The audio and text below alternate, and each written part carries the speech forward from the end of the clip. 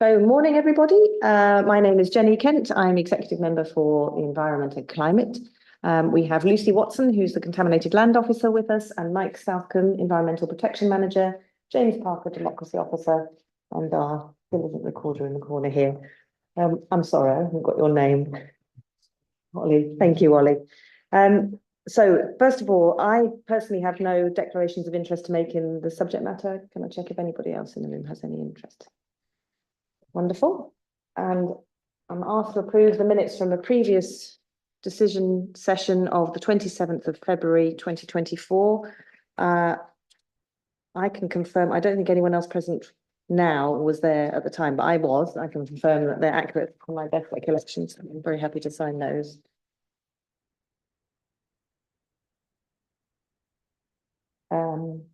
Great.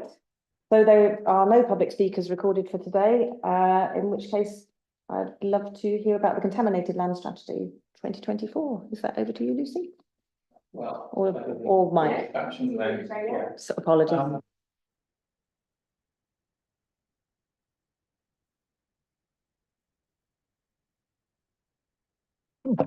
Sorry. Earlier this year, back in February, we briefed you on the Contaminated Land Strategy and agreed a consultation process and procedure. It's now been fully consulted upon with additional feedback from the UK Health Security Agency and English Heritage, and the report has been updated accordingly. York's industrial history, including the railways, British sugar factories, former gasworks, numerous landfill sites, has left a legacy of potentially contaminated land that could impact upon human health, upon animals, for environment and water. And City of York Council has a statutory duty under Part 2A of the Environmental Protection Act 1990 to identify contaminated land and secure the clean-up of sites where we find it. We also have a legal duty to produce a contaminated land strategy stating how we will achieve this clean-up. However, the guidance says Part 2A powers should only be used when no other alternatives are available, and that can be clean up through the planning process or sometimes voluntary action on behalf of the people who own the sites. Up until about 2014, central government provided grant funding to enable local authorities to take a proactive approach to cleaning up potentially contaminated land sites. However, since the funding has withdrawn, we've relied almost entirely upon the planning process. During that period, hundreds of sites in York have been investigated and remediated. The report before you today is York's fourth contaminated land strategy. It incorporates new government guidance, provides an update on contamination in York. The last contaminated land strategy was 2016.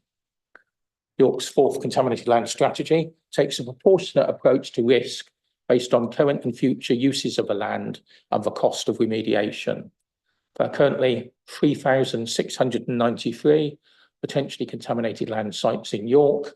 The 88 highest priority A sites have already been investigated and none pose an unacceptable risk to health or the environment.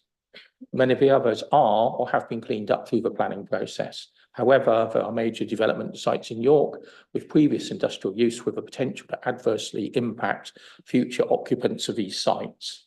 If York is to achieve its housing and economic development targets, the safe remediation of contaminated land will be essential. The executive member is requested to approve the updated contaminated land strategy. Thank you, Mike. Did you want to add anything, Lucy? No, I don't think there's anything to add, to be honest. Well, first of all, can I thank you both for the huge amount of work that's gone into this and that goes into every day to check these sites and through the planning process and ensure they're safe for the people of York now and in the future. Can I just note one thing? The 3.6 of the annex of the report, there's a list of sites of special scientific interest, SSSIs. That's not an exclusive list of all the SSSIs, in York. It's the most. It's all of them. So there's a tiny one in Holgate, which is Severus Hill, very small. But I just wanted to be sure that we covered them all. Or we can say this is these the only ones which are relevant for potential influence on water. Does it refer to SSSIs or to also sinks if they're still in existence? Apologies, it's a sink. That's yeah, right. which is a lower grade of classification. No. That's my fault, I'm sorry. Okay, so they don't come under any significant extra protection or investigation on contaminated land? And they're not classed in the sort of list of sites we need to consider, but I mean, we would look at it anyway, because it is something we would look at, but there's a specific list of sort of triple SIs, Ramsar, that kind of thing that we do need to look at, and they're not included in that. Thank you. And I note your reference to the impact of climate change on these sites, particularly the previous landfill sites. I just wonder if you could help a bit with how we combat that or what actions we need to take.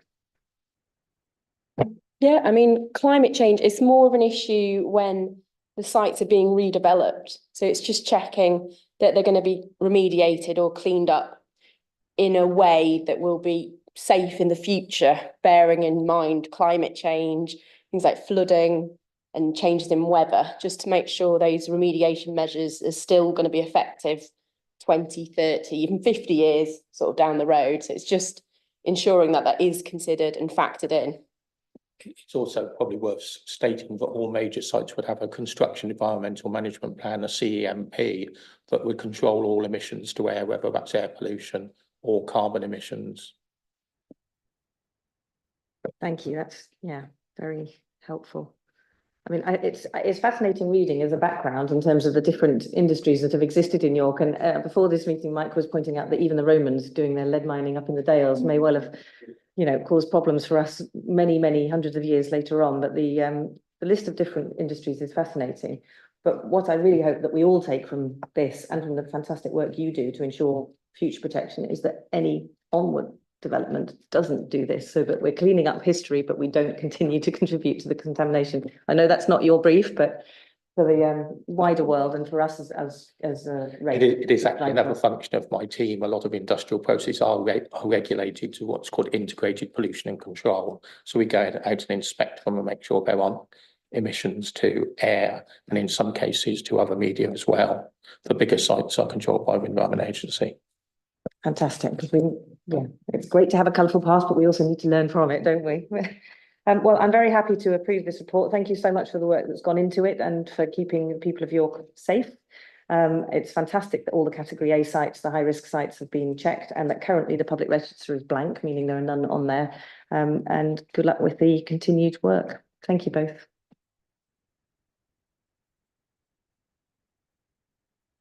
I don't have any urgent business. Does anyone else have any urgent business they want to present? In that case, the meeting's closed. Thank you.